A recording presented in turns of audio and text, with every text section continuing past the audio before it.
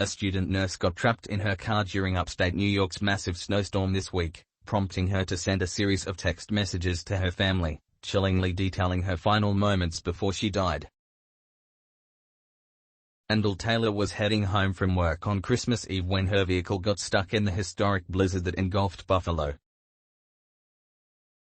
As she waited for crews to rescue her, Endell started texting her 3 sisters, becoming increasingly frustrated over many hours. In one message, she wrote, "Stuck in the effing blizzard." One sister later texted back, "You still out there, Pookie," referring to Endell, who responded, "Unfortunately."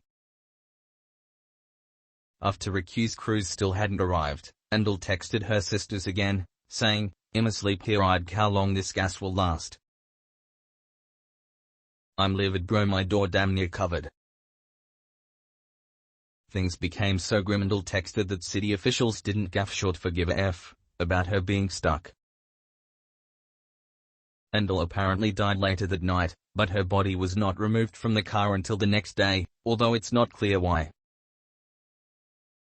Her mum seems to think Endell died of carbon monoxide poisoning from snow covering her exhaust pipe as she slept with the engine running. Endell's family has set up a GoFundMe to help with funeral costs. She was 22. R.I.P.